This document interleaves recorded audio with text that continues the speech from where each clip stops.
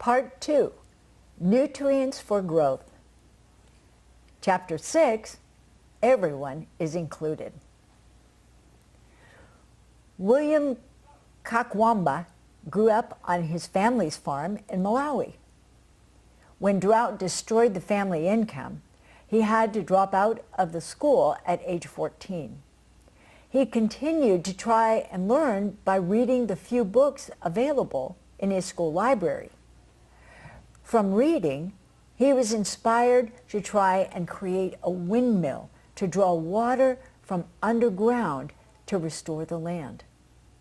Without money, he could only use broken parts from equipment discarded by his community. But he managed to adapt the principles from the book into a working windmill. His village was saved from drought and famine. From this experience, he went on to tackle other struggles his community faced with the help from those who saw his potential and determination with the windmill. Subsequent projects have included clean water, malaria prevention, solar power, and lighting for the 6 homes in his family compound. William was able to overcome the lack of access to education within his community and find ways to discover and apply knowledge on his own. Many young people have great capacity that may never be developed, as they do not have William's drive to overcome barriers to education. Stories from the past and present and from around the world point to the wonderful things that can happen when every child is included in education.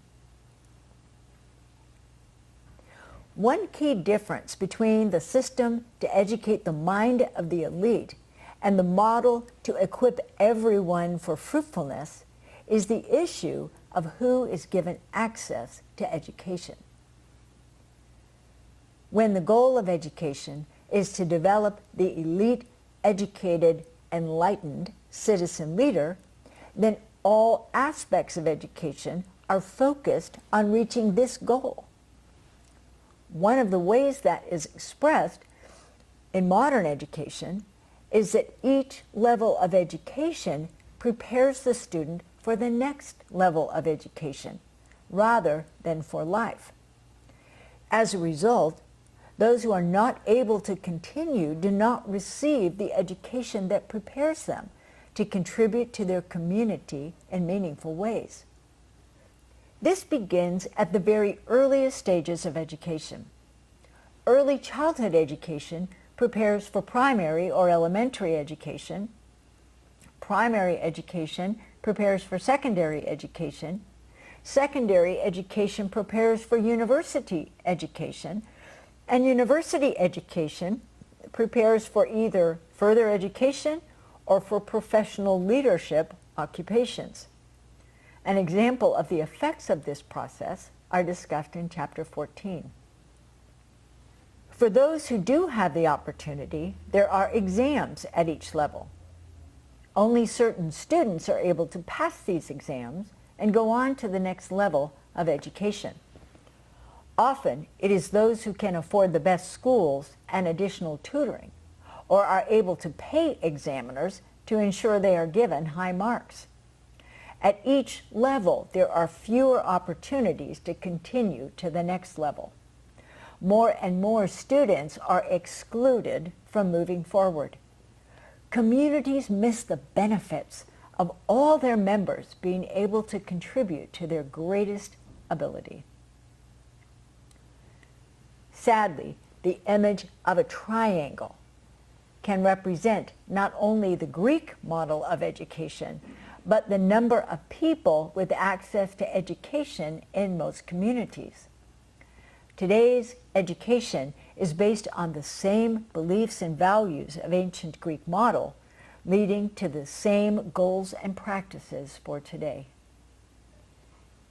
The practice of excluding people from opportunities continues even in university. Those able to go to elite universities have more opportunities than those who attend lesser regarded universities. Elite businesses mostly recruit from elite universities. Only the elite will be chosen for the elite jobs, as there are not enough jobs for everyone who graduates in a particular field. This means that only the elite will be employed in top positions. In this way, the elite continue to be equipped for leadership. Everyone else is excluded from the opportunities. This is implied in the process, not clearly stated anywhere. However, those who have been excluded know they are not in the elite. What a loss of potential of those who never had the chance to develop their abilities. Of course, not every role in a community needs a university degree. Not every child is designed for a role that requires a university degree. The goal isn't that every child can or should go to university. The goal should be that every child is able to pursue whatever type of education equips them for whatever God has designed them to do and contribute to their community.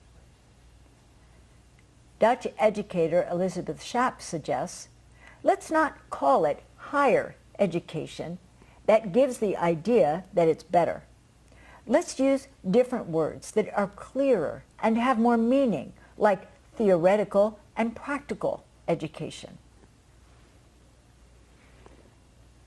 As in William's situation, large portions of the population in many nations have little or no access to higher education because of financial limitations. As William demonstrates, important contributions can be made by those who are not able to participate in education because of family finances. A few additional stories from different periods of time and around the world underscore this truth. Michael Faraday is a well-known British scientist who discovered electromagnetism, invented the Bunsen burner, and made the first electric motor and generator. He was born in 1791 into a very poor family, which forced him to drop out of school after only 2 years of formal education. He worked for a bookbinder and read the books he bound. As his interest grew, he asked to become an assistant to various scientists, but they all refused. He continued to work on his own and went on to make these historic contributions. Srinivas Ramanujan never had any formal education in mathematics. At one point, he won and then lost a scholarship to university in his native India because he ignored all the other subjects besides mathematics. He remained poor and unemployed for years. He was self-taught in advanced mathematics because he discovered most of the theorems himself. He discovered many new theorems, but they were dismissed as they were too extraordinary for the mathematics of the day. He finally was discovered by a professor in Cambridge in the UK and given a place to do his research. Spaniard Amancio Ortega is now the wealthiest retailer in the world through the fashion industry. Born to a railway worker and a stay-at-home mom, he only stayed in school until he was 14 years old.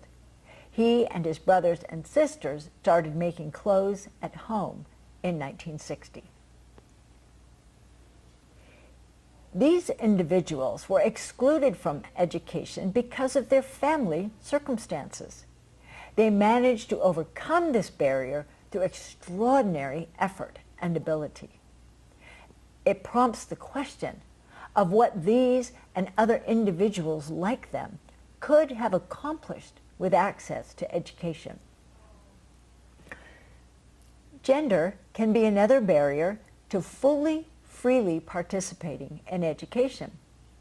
In some countries, girls are either discouraged or forbidden to attend school. It's hard to calculate the loss of what these women could contribute to their communities. A few stories illustrate the point. Mary Anning was born into a poor family in Victorian England in 1799. The death of her father left the family dependent on her ability to find, dig up, and sell fossils. To the surprise of her society, this poor, ignorant girl arrived at that degree of knowledge to be in the habit of writing and talking with professors and other clever men on the subject, and they all acknowledge that she understands more of the science than anyone else in this kingdom. Between 1815 and 19, Mary Anning made several amazing discoveries of complete skeletons of previously unknown creatures. The Geological Society of London was closed to women at the time, which meant that when accounts of breakthroughs were published, they were written by men. Only then were these discoveries properly recognized as identifying a new species. During her lifetime, only one colleague named a species after her. She was rarely thanked in publications or even credited for her discoveries. It is widely recognized that Mary's discoveries were not given appropriate public attention due to the facts that she was a woman and she was poor. She was considered an amateur due to her lack of formal education. Science was the field of men and the highly educated who had access to education due to their wealth. Philosopher Derek Turner asks, if Anning had been given the recognition she deserved, what theoretical contributions might she have made? It is only in these last decades there has been new interest in and recognition of her contribution to the field of science. Increased recognition would likely have given her access to further funding, collaboration with colleagues, and possibly opened doors to formal education. With those resources, she might well have been able to make even greater contributions. Today, gender still proves a barrier to education. At 11 years old, Malala and the girls at her school in Pakistan were told by the Taliban that they could no longer attend school. She continued to attend and spoke out for girls' education, and 1 year later, she was shot in the head by a Taliban gunman who disagreed with her activism for girls' education. Surviving that attack, Malala continued to be an active voice to press for girls' access to education in many nations. At 17 years old, she became the youngest Nobel Prize winner for her efforts. These women, widely different in their ages and nationalities, both had to find alternative ways to develop their capacities, having been denied access to formal education due to their gender. It's staggering to think of what communities could look like if their girls were able to realize their full potential. A World Bank study asserts the limited educational opportunities for girls and barriers to completing 12 years of education cost countries between US $15 trillion and $30 trillion in lost lifetime productivity and earnings. Gregor Mendel was a priest in Austria. He planted peas in the monastery garden and experimented by breeding plants with different qualities to see the outcome. Through these experiments, he discovered the laws of genetics and published his results in 1866. Sadly, his work was not given much attention as he didn't have a formal science degree. It wasn't until 1900 that 3 scientists rediscovered his work and verified his results, and the significance of his work was widely recognized. 35 years of progress were lost to the field of genetics because his discoveries were overlooked due to his lack of formal credentials. The remarkable navigation skills developed by the Pacific Islander described in the previous chapter were dismissed by European navigators of the day as mere luck. They assumed it could not be the result of study and skill. It wasn't until the 1970s that a group of Western scientists began to investigate whether this supposed system could in fact be based on skills and knowledge. Through their research, they observed that it could be done and drew attention to this remarkable feat. European navigation was not able to benefit from this advance in technology during the 800 years until they achieved the same level of accuracy with their navigation equipment. The skills were all but lost over the years. When rediscovered, there was only one man left alive who could navigate using this extraordinary system. Thankfully, the traditional process was saved, so this man could train a group of 15 who have since trained hundreds. This knowledge came from an unexpected source when it first came to the attention of Europeans exploring the Pacific. It was overlooked until those with recognized academic positions recognized the value of what had been accomplished. Countless traditional herbal medicine practitioners throughout the world have provided remedies which were dismissed as old-fashioned and even evil when compared to Western medicine. As a result, many effective treatments have been lost, although not all remedies suggested by traditional healers prove to have true medical benefit. Now laboratories are set up to discover and test these treatments, create a means to determine standard dosage, then replicate them for distribution to many. When used to develop new drugs, natural products and traditional medicines have their incomparable advantages, such as abundant clinical experiences and the unique diversity of chemical structures and biological activities. The stories in this chapter demonstrate that God can and does reveal knowledge and innovative applications to those who have not had the benefit of high levels of formal education. For these discoveries and inventions to be acknowledged, however, all too often, one or more of the educated elites must publicly validate the discovery. Often, they will then get credit and benefit from the discovery, sadly, with little mention of the original source.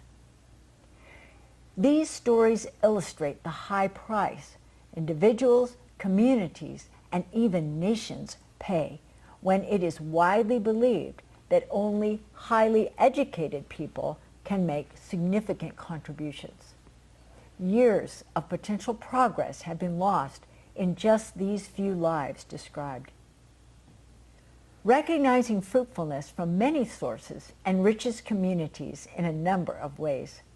Value is given to new knowledge and skills gained from non-formal education. Increased efforts are made to provide access to all who would benefit from higher levels of education. Education at every level can prepare students for life, not just further education. Everyone is equipped to contribute.